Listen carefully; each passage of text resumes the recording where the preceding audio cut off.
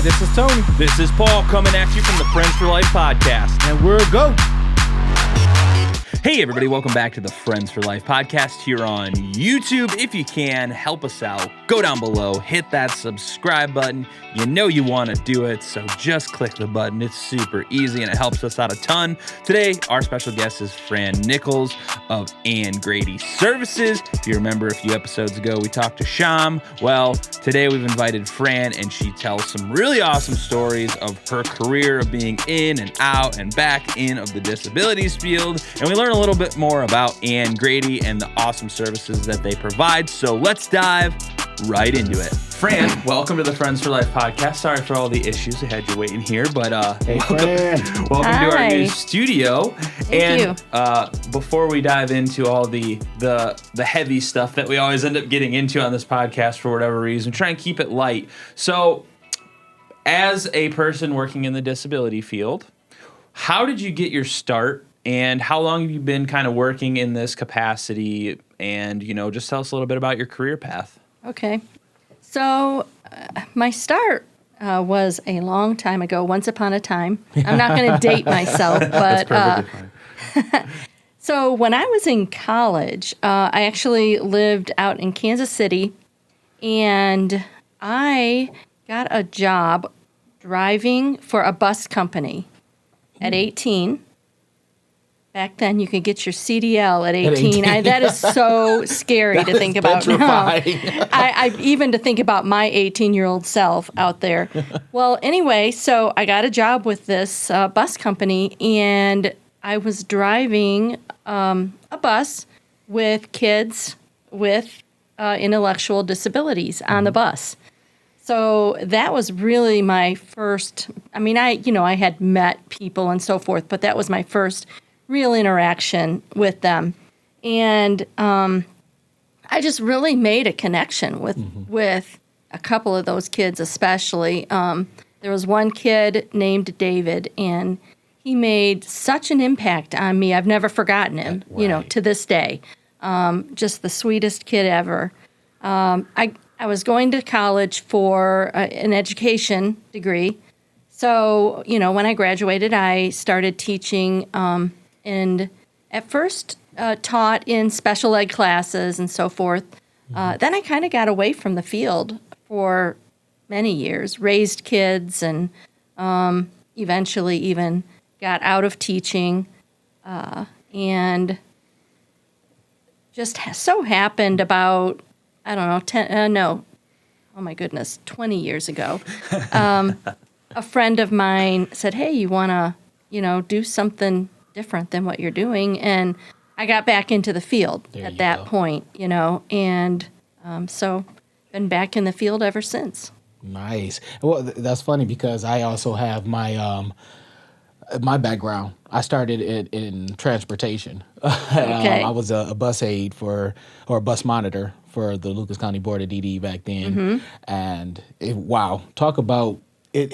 Those short trips, you can really make a difference in somebody's life, and they can make one in yours. For sure. So I think that's probably what happened. You got the bug. Yes, I did. Well, Yeah.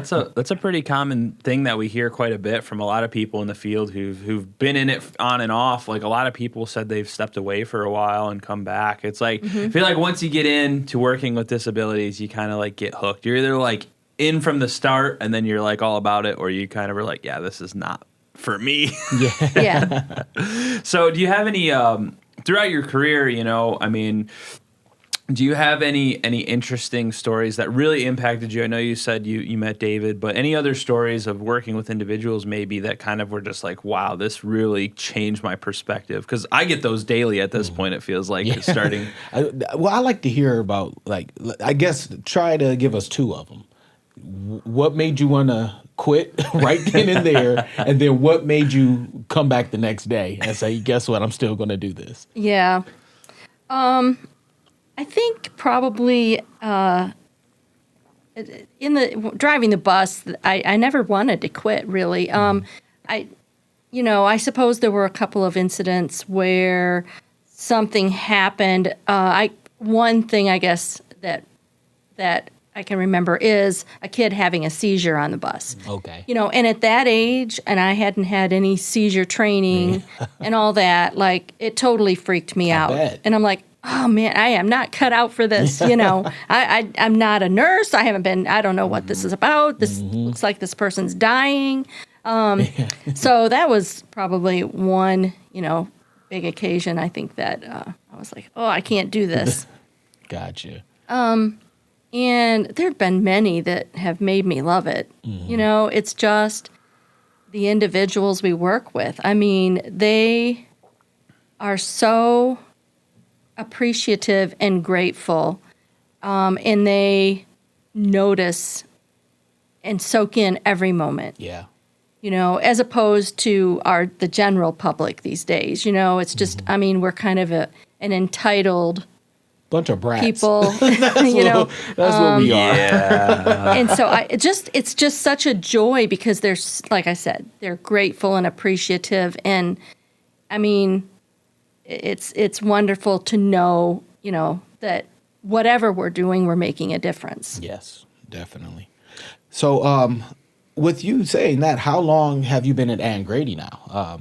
I think A while. Yeah. Look, I was gonna say I think that A while. I'm digging too much. Yeah. She's gonna kick me in a minute. So I come from Michigan. Go Blue. Yes, go Blue. I love the background behind Yes. me. So I was working at an agency in Michigan, and through some different things that happened, they had to downsize. And so I went from being an administrator to working in their day hab, Wow. direct care. And, while that was all right, I wanted to pursue my career. Well, someone from that agency had gotten a management position at Ann Grady, and she was actually the same friend that had called me and said, "Hey, you want to?" Yeah. Come back. So she got this position with Ann Grady, and she said, "There's more positions open there," and so I went, and that was back in 2006.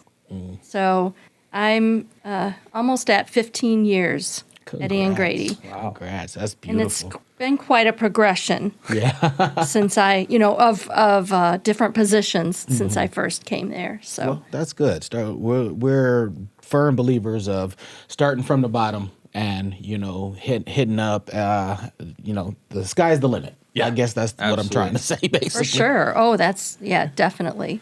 So we had Sham on, and he told us a lot about Ann Grady, but I want to hear your perspective because it's different for everybody. You hear about a place and you hear about your path through the company, Right. but what is Ann Grady all about, and what do you guys offer in like for individuals and really anything?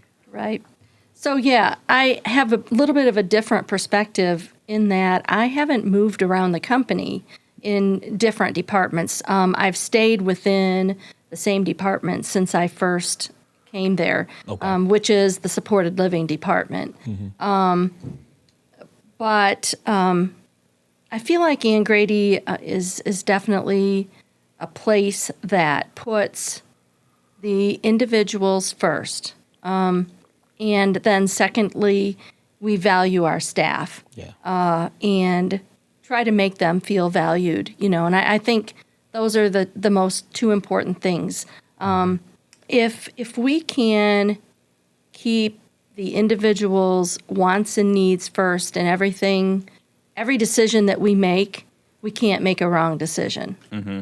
And so that is one thing, that I love about working for Ann Grady is that I really believe that is the way we run the agency. So we have several different departments. I'm sure Sham covered that. Yeah, you went over some of it. Yeah, so it's pretty diversified in the field when we offer most anything, that somebody would need in the field. So Yeah. Well, I take my hat off to Ann Grady, and there's a lot of other agencies that we have on and we discuss with a lot of what how Friends for Life operates is because we learned from you guys. We learned from Sunshine. We learned from Bittersweet Farms. Like, we take and we look at the collective of people, and it's like, you know what? That's the kind of people that we want, because you, Fran, you're great. Well, thank you. So are you, Tony. Yeah, thank you. But great people make great organizations, and when you have organizations coming together to create collectives, it's only going to be a plus for the people that we serve. For sure. And that's another thing, actually, that I enjoy, is that we are part of that group, that I feel like the networking, and this is something more recent, when I first, for the first 10 years, we really didn't have that networking between providers that we have now. And I think we're a part of the ERN. Yes. Just want to give a shout out to that. Yes, definitely. We love talking about the ERN. But I really believe that it's brought us together, in a team effort. And, back in the early years, it was almost more like it was a competition. Yes. And whereas now, that's not what it is. It's more us networking together, helping each other out. We would always rather collaborate than compete. Exactly. There's no reason to do that. And I think even now, and you tell me if I'm wrong here, Fran, due to the fact of the staffing crisis nationwide, I think it kind of opened the door, like, look, all of us will be shut down or downsized if we don't come up with something, as a group. And, I really hope that some of the smaller agencies that are out here who don't really join the ERN or come on to our biweekly meetings and stuff like that, that they start to do those things. Because there's a lot of information and a lot of good nuggets that you can get when we sit together. Definitely. Yeah. And so on that sort of same vein, with the employment crisis, and especially with, it's something we've talked about in every episode we've done on the podcast, basically, to date. What advice do you have for people getting into the field, like a DSP? Because, I when I film or when I do other stuff that's not the podcast or Friends for Life, we'll go talk to clients and film with clients and stuff, and I do talk to the DSPs and I hear their perspective, and it's completely different than what we talk about on a podcast. Yeah. So do you have any advice for them? Because I would say 90% of our guests have said, I started as a DSP. So it's not like you guys are just coming in here and being holier than thou. You've done that. So what advice do you have for someone starting? I think one thing that I had to learn early on is to see the individuals that we work with as adults, not as kids. Yes. Yes, they may be operating, with a mentality of someone younger, but they are adults. And I think that if people just coming into this field can realize that and really absorb that, it will make a complete difference in the way they treat the individuals that they're serving. So that's one area, that one little nugget of advice I usually try to pass on to people. Another one is to look at their potential, not their limitations. Yes. And if we see what could you do, what possibly could you do, not what can't you do, makes a huge difference. And I think there's one more, and that is allowing them to do as much as they can on their own, not trying to do everything for the people we serve. Yes. But to allow them to do what they can themselves so that we can promote that independence. Steve, was it Mentrick? Yeah. Steve was here from Bittersweet, and he has a wonderful story in which they created this device for somebody to play dodgeball. And when I tell you how elaborate it was, I thought it was the coolest thing ever. Wow. But, we were basically, we're all on the same page of that. The less that you have to do for an individual, the more that you can teach, the better you are. The better that individual is long run. Well, yeah, it's so hard to relate to that for a lot of people. It's just like, so for me, like when I go and learn something new, like if I go to the gym or whatever and we're trying to do some new stuff that's challenging, I want to do that stuff. Even if I can't do it yet, I still want to get to that point, and they'll suggest, like, maybe you should do this easier thing. And I can see the clients in their faces the same way. They're like, no, damn it, I want to do this. Like, don't tell me no. And I let me try. Yeah, I can relate to that 100% because I feel the same way. So, yeah, and that's, for someone like me who's brand new, I mean, it's just such a different world. Like, today I interviewed someone who couldn't talk.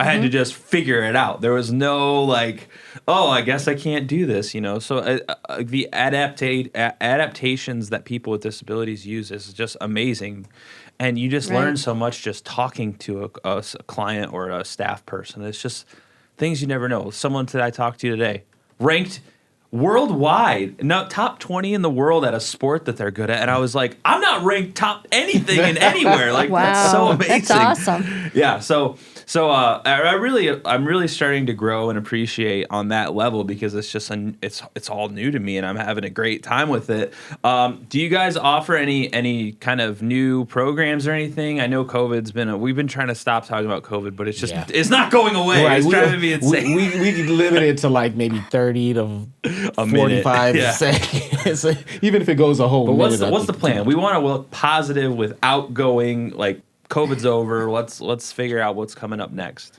Yeah, well, there are just a few things, and I'm not sure if Sham might have even covered some of these, but as far as for our staff, we're really ramping up training programs for them. Mm-hmm. One thing that we've started doing are lunch and learns. Oh, nice. Both for the staff and management. Mm-hmm. And those have been really cool. We're offering a tuition reimbursement program, kind of going back to the staffing shortage, trying to figure out what can we do, to bring in more staff. We've ramped up our referral program. Yes. Those are some things. But as far as with the individuals, still trying to do a lot of in-house stuff. Like just recently had a karaoke party, trying to do, of course it was Easter and a lot of the individuals did, Easter eggs and Easter activities. You took me back when you said karaoke. I remember those days when I worked at Lot when we would have our karaoke parties, and like I swear, a lot of people in my bloodline for some reason can hold a note very well. That did not come with me, but I'm the type of person I'll embarrass myself to embarrass others and have a good time. Right. And so I miss karaoke, and I think that we need to do that some more as a community. Yes. Well, I just heard about it on the radio the other day. There are places that are doing karaoke. Somebody is making some good money, but they've invented mic covers, disposable covers for the mic, so that each person that comes up and sings, they've got their own mic cover, and then they throw it away, and the next person has one. So, that's probably a practice they should continue even after COVID's over, because those mics are disgusting. We just use Lysol. So. But lastly, I'm sorry, my ADD EFG is messing with me. Some of the best moments of karaoke, like comedy, was on Cable Guy. When they have the party at his apartment, and you gotta watch the movie, people. And he goes in, and the guy is singing, "I believe in miracles," and he had this little dance about him, and it was just like, still to this day, man, I don't know. Cable Guy. All right, mental note. Tony's the movie buff. I knew that all those times I skipped school in high school and watched a movie, it was not in vain. Speaking of movies, I'm not going to bring up the same movie we brought up in every podcast for last month, but do you know any good movies about disabilities that we should check out? Because we've been trying to like get more hip with the movies that are going on. We're so behind. I don't know of any new movies. Or old. I haven't seen any. I would have to, I don't have the titles of those in my mental corral. I've seen a couple. I just, I would have to research that to remember the titles of them. There are a couple out there, though. Yeah. We've been just trying to find like more compelling documentaries and movies like that because We're trying to learn too. Like we're trying to continue our education and try and look in from a different perspective because we only know what's in our brains, and we don't want people coming on the show and say you never talk about this, and it's like, well, yeah. We didn't even know. No, didn't even know that existed. There are some I've seen them. I just the classic, what is it, Rain Man, right? Man, yes. But there are a few definitely others love Rain Man. that I've seen. I just can't remember the title. To continue my running tradition, have not seen Rain Man. This is where Tony gets disappointed and looks at me like, look at this. It's like there you clockwork in go. here. That's your homework. People, come on. Somebody reach out to Paul. Give him a Blockbuster card. Yeah, that won't get me very far nowadays. Well, there's one left. Right. There's one Blockbuster. Look, that's really? a road trip. Yes, there's one Blockbuster left, and there's a documentary about that. Oh my God. That I watched, and it's in a small town. I can't remember. I want to say, no, I'm not even going to say it. We'll put it up somewhere. Yeah. But it took me back to thinking about when me and my grandmother would go, and just the smell and the touch of the boxes, and be kind, please rewind, all those kind of things. Well, then there's Family Video, and I think those are all going out of business. They are. I just saw something about that. They lasted as much as they could. I was surprised they lasted as long as they did, honestly. Yeah. That's because people like us are on YouTube for free. They can watch us all day long. Right. Well, I guess the movie thing was a bust. But do you have any opinion, I guess, on the new initiative in Toledo with the mayor's office and all that stuff? We were pretty stoked to hear about that, and we just talked to someone from the Ability Center, and we're trying to get in touch with the mayor. If he'd come on our podcast, that'd be fantastic. Come on, man. Yeah, just come on. Right. Just come on. I think it's really cool, that the mayor that it's on his radar, that we are on his radar. So I think that's great. And I hope, I hope it brings more awareness. Yes. That's really the goal. So it's been a mixed bag. We've had people kind of be like, yeah, we'll see what happens. And then we have other people that are like, yeah, this is awesome. So that comes with anything that's announced on a political scale. So we're well aware of that. I think it really, for us, and again, it's if you're optimistic or a pessimistic type of person. Right. We're extremely optimistic in this room, so I'm sure that we all want to see. But there's been a lot of people who have been shunned or something in a way throughout the years that are like, okay, see it when it happens. When there's actually a resource there. Exactly. So are there any favorite activities that you like to do with clients, or you like your staff to do with clients? Because I'm a huge outdoors guy. I'm trying to work with people I know to try and get some of our clients to do more outdoorsy things if they're into that. So is there any kind of stuff like that you really enjoy doing with clients? If I'm bringing my personal stuff in, I love sporting events. So, I think that's just a fun thing to do with them, to take them to sporting events. But really, I tell my team, just whatever's going on. It doesn't, honestly, like I said earlier, our people are just so grateful, and they have such a good time with most anything. For them, it's more about, wow, you care enough about me to take time to do this with me. Yeah. So, most of them, I think, are appreciative of anything, any effort we go to make plans, to do something fun with them. Obviously, in the warm weather, I do like the outside stuff. I think, the park and the zoo and, absolutely. Trails and stuff like that are awesome at Christmas time. Exactly what we were doing. This is my son and one of our gentlemen that we service, and it got beautiful out, so we went and shot some hoops. That is so cool. We get out here. And don't awesome. throw the picture up on the screen. Yes, I hope That's everybody. great. We are a good looking bunch, but we are super happy. That's great. Yeah. But again, I think it all depends. It's part of getting to know the people we serve, right? And what are their interests, and figuring that out. So it's taking the time to get to know them enough to know what they're interested in doing, just like we are doing. Yes. Yeah, absolutely. I mean, it's all, we've been talking in the past about, we see a lot of stuff nowadays. Since we're online all the time, that's like, we're trying to have a bigger online presence in the disabilities field. See a lot of stuff around, like kind of just like getting rid of the old model of building a program and then just shoving a bunch of people in there and Sure. all right, have fun, doing what people want to do, because not everybody wants to make arts and crafts all day. Like I don't. That's boring to me. I don't want anything to do with like paper mache and stuff. Some people just aren't into that. So definitely like that route. Are there any things that you're excited for 2021? I mean, I know we're in this weird like middle zone. Was there anything you're looking forward to, whether disabilities or not, personally or anything? Traveling. I know. If it's personally, yes, I am so looking forward to the end of June, 1st of July. We've got a trip planned to Puerto Rico. Oh, Puerto Rico. Goodness. Yeah, so I'm like, really stoked about that. Yeah. Did you get a good price did you do it early enough to get a good Well, price? I haven't gotten the flight yet. I've just got the resort. Make so- it quick, because I hear the prices are slowly trying to creep up. Yeah, I see that too. So there's a group of us going, so I've got to get, other input. But I think this next week we're going to get those airline tickets nailed down.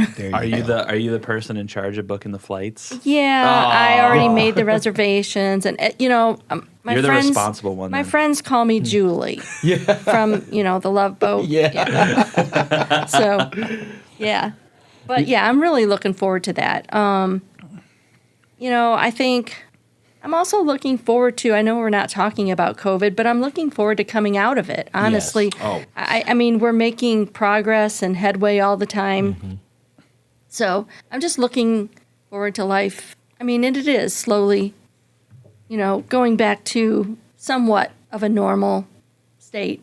So Yeah, the best way not to talk about something is to bring it up all the time. That's what I tend to do. But it's so like I mean, we're already here. We might as well just live in it. But I had a buddy. I was supposed to visit him this weekend, and I haven't heard anybody say I've been exposed to COVID in months. I've not heard anybody say that. And he's like, yeah, my brother had COVID, and I was with him. I was like caught off guard. I was like, wait a minute. Everybody's vaccinated. What's going on? But sorry to derail. yeah, But back to things that are important. One of the things that we always like to talk about, because Tony and I are avid readers or audiobook listeners or podcast listeners, whichever one you think. Do you have any stuff that's sticking out right now that you're really into in any of those? So I knew that you were going to bring up books, because I know how Tony loves books and reading. And honestly, when I was younger, I read all the time. And I don't dislike reading. I enjoy reading. It's just not high on my priority list. Gotcha. So I grew up higher than reading is watching TV. And Absolutely. He can still relate on that one. and I was going to say, definitely. so I grew up without a TV in my home. That's a long story, but We got to bring you on another one for that. the religion I was brought up in, we Gotcha. weren't allowed to have a TV in our house. So I never got to watch TV, so I didn't know anything about TV or movies or any of that until later on in my adult life. So I guess I tell that, in order for it to be an excuse as to why I did all my reading then, and I don't read as much now. can't But blame you. I do subscribe to a couple of magazines. Okay. Magazines have Which is very going good to be a information. very interesting little thing. So I love history and archaeology. I've always said that, in another life, I'd be an archaeologist. So, There you go. so I subscribe to National Geographic and archaeology. I love both of those magazines. Yeah, so Nat so Geo's I the I do best. read those. And I even though I don't read a lot of books, I mean I have done. I used to be a part of the Fred Pryor seminars. I don't know if you've heard of I those. can't say that I have. Fred Pryor seminars. So they offer a lot of different seminars for whatever. I mean, but especially for us in leadership. They offer a ton of good stuff. I actually jotted down some stuff, how to lead a team, communicate with tact and professionalism, be the manager your employees want to follow, developing emotional intelligence, dealing with difficult people, successful leadership skills for women. Those are all some of the seminars that I've attended, but they have like a VIP membership that you can, it's like an annual membership, and you can attend unlimited seminars, either online, well, again, not to try to bring up COVID, but pre-COVID, you could in person as well. They offer them all over the country. So and that's up my alley. Those are my type of books. I think anything that you're doing to help grow yourself, to grow other people. Right. Those are kind of books I read. Those are the seminars that I like to go to. That's Right. the 3-4 minute educational clips that I like to watch Sure. and relate Yeah. to. So Fran, we're on the same level. That's one thing that I really like. If I wouldn't say if I had one wish, but if I had a wish that I could use, I would really encourage. I really wish people would take the time to do stuff like that, because I have a similar thing like that. It's an online learning course.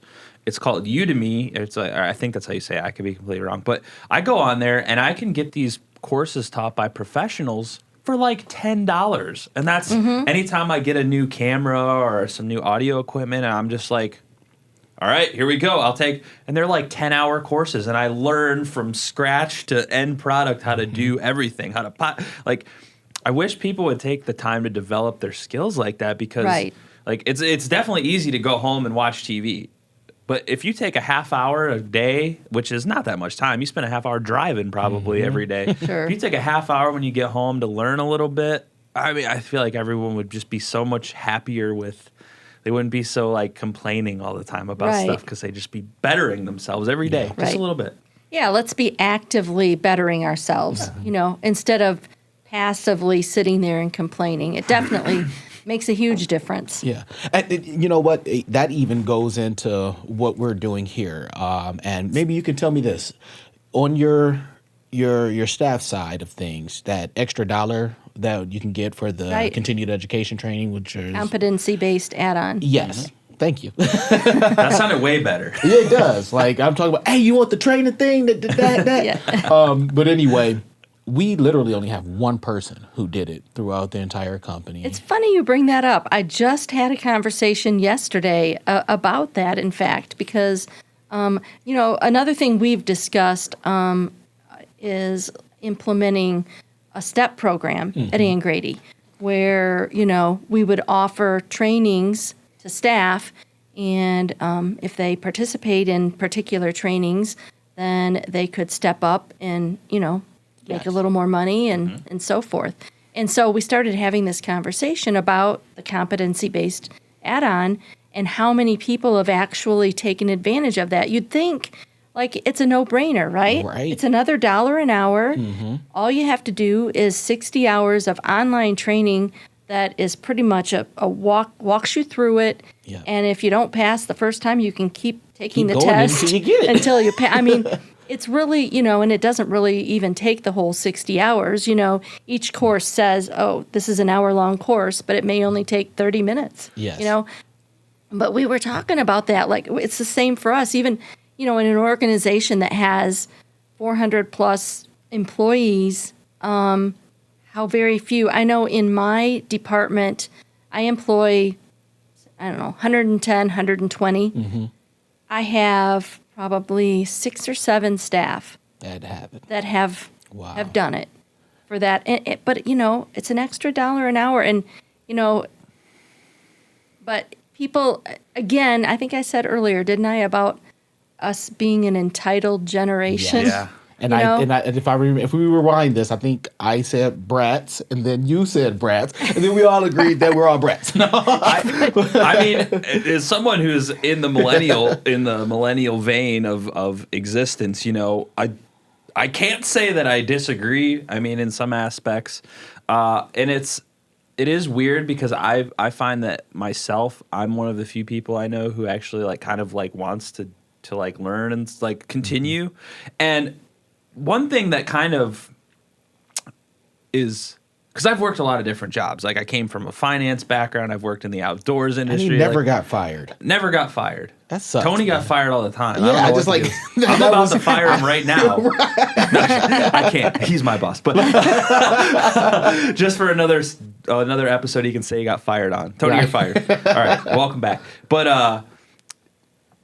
I hear people say, like, oh, like $1 an hour doesn't seem like it's worth it. And I'm like, $1 an hour is huge. I worked at a Fortune 500 company, and I was like a top for this. I mean, this sounds braggy, but like I was a top performer, which it's just my nature. Like I can't just half-ass something. Yeah, you gotta go and I just was like, I think I got $1,000 raise the next year, which probably equivalent of $1 an hour raise, which is huge. Like that's big difference. That's like an extra $40-$50 a week. That's a lot of money for maybe 20-30 minutes a day, which is also nothing. Like I spend more time scrolling through my phone every day as most people do. Yeah. Right. So I mean, I think it's a wasted opportunity. People aren't taking advantage of it. That's me personally. I probably get called a bunch of names after saying this, but that's my honest opinion, and I don't feel like I should hide that. With very little effort. Yes, it's not a lot of effort needed for it. And a lot of times, it will mean more to people if they've put in a little effort to get it. Mm-hmm. Mm-hmm. And honestly, Paul and I, we were so like thrilled by the fact that it exists, and it has for a few years. That now, if you check the links and follow our pages, go to our website and stuff, we have a walkthrough video to get you started. You know, so because we've heard people use every excuse in the book. Oh, I'm not good at computers, or my phone doesn't work well. Right. It's like, hey, when I first started this company, I was giving interviews at the library and I would have to do like 4 or 5 people and pray that, the room wasn't taken when I got there, or I'll be in the middle of the library. Here, did you bring your other forms?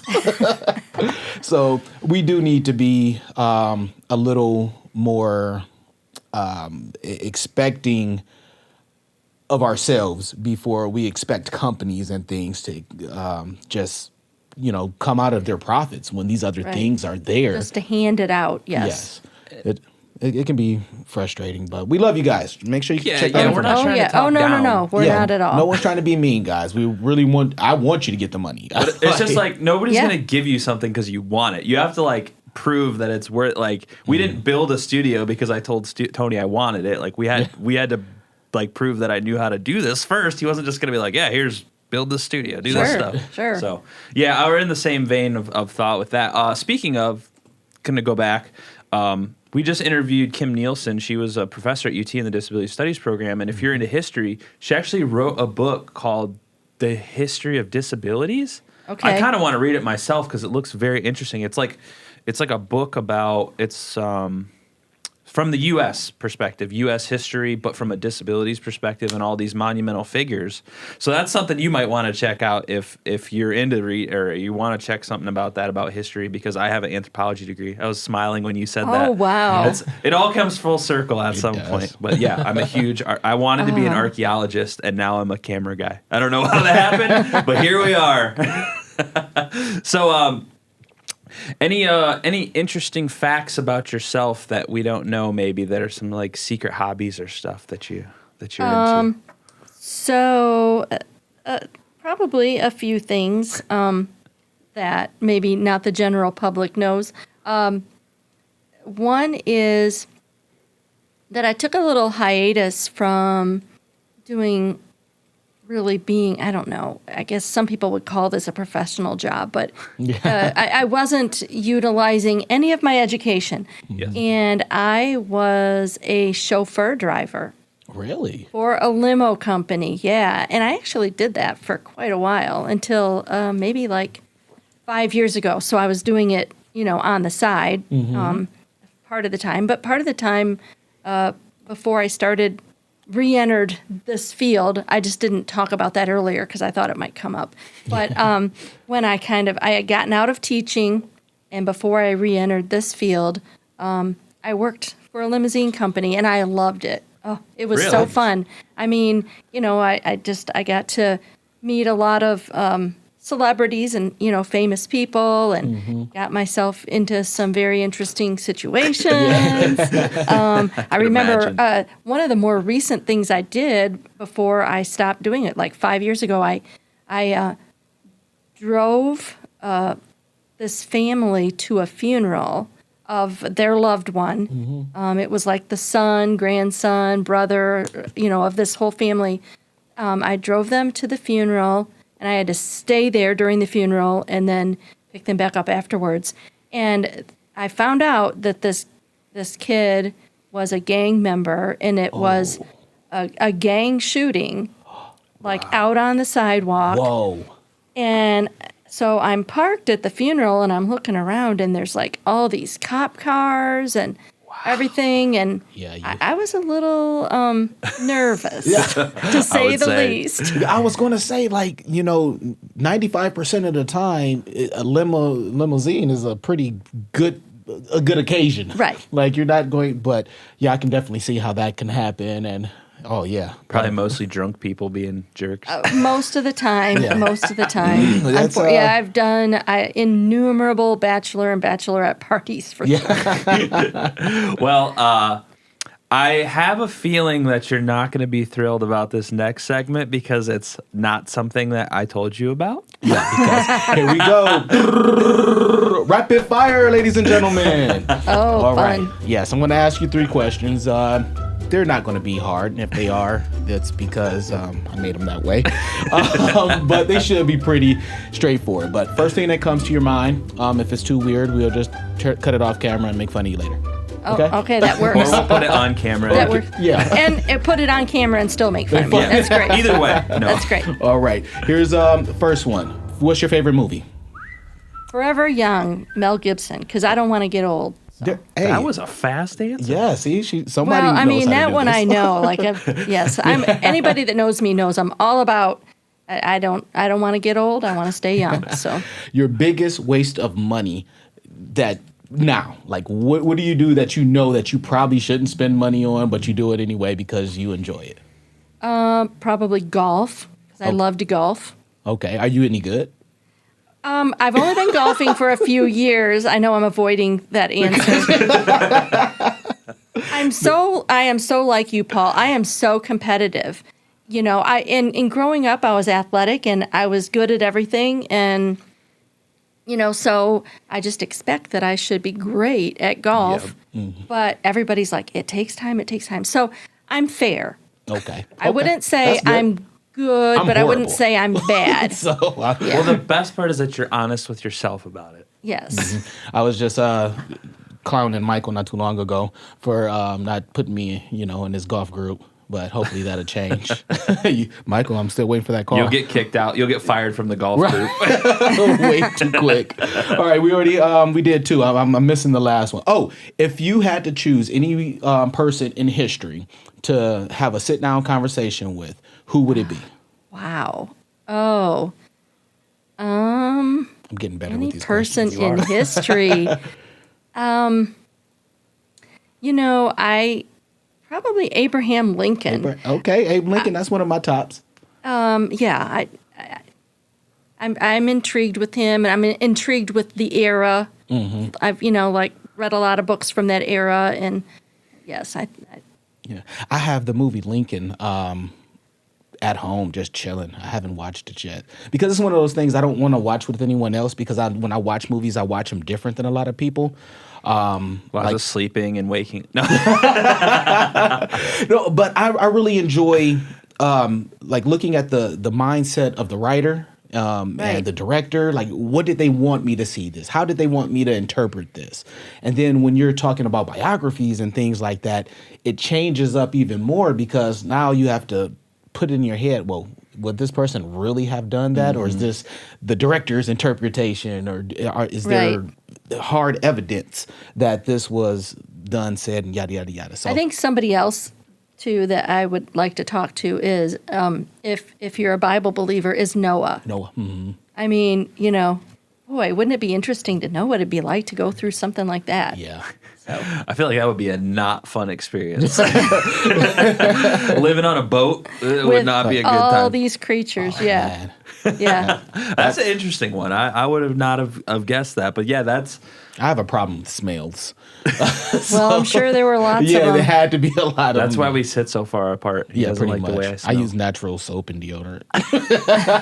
Natural. We can tell. No, I'm just kidding. It's a good thing that it's not a smell-o-vision episode. No, I'm just kidding. So we got the 2 more things before we go. One thing that we've been talking about a lot lately is the conversation around the way language is used in the disability field and how it's kind of always evolving. So I don't know if that's something that you've taken notice of recently. It's a lot on the internet. I see people, with disabilities, with a voice online saying, stop saying this or this or this. I've been seeing a lot of terms coming around, neurodivergent and stuff. I'm trying to keep up, so I know what not to say. So you have any thoughts on the way kind of language is evolving with the disabilities field or self-advocacy? I can't say. I think it's the same as anything else in life these days as far as language evolving, and I think it's something that's going to continue. I mean, as people become more aware, and that's just something that's going to happen. So I don't have any specifics on, language evolving, but I don't have a problem with it. I think that as we learn and people learn more about themselves, that's just kind of a, cause and effect. It's going to happen. Which makes sense. I mean, you never know how someone's going to take something until they actually hear it. And like, you know what, that didn't make me feel good inside when you said it. Right. So yes, I don't like that anymore. And it may not even have fazed me 10 years ago. I may not have even thought anything about it. But today, if somebody would say that to me, I would think something about it, because I'm more aware. I've everything that we've learned in that 10 years makes a difference. And so, we're just, as humans, we're constantly evolving. So I think it's, like I said, cause and effect. Yeah, I absolutely agree. So before we wrap things up here, why don't you let people know about a little bit where they can find out more about Ann Grady, like website, social media, all that stuff. If you don't know off the top of your head, I can find it and put it up on the screen. Well, I know we're on Facebook, so you can find us on Facebook, and you can find us on the web. I'm trying to think, anngrady.org, and so you can find us there. I was going to share also how we are kind of scattered. I talked about how we have different departments. My department is actually just down the street. Right. We're here in South Toledo. Across from the Cedar Creek Church on Byrne. Okay. But then, like, our transportation department, CTS, is out on Central, near, like, Centennial and Central area. And then we've also got a day program that's just across the parking lot from my office building. We've got another day program that's out on Industrial in near our base facility off of Eber Road. So we're kind of scattered around, and I just put all that in there. So you can find us literally in those places. You're well diversified. We'll put it that way. There you go. If you don't want to just see us, online, you can actually literally come see us. That's great.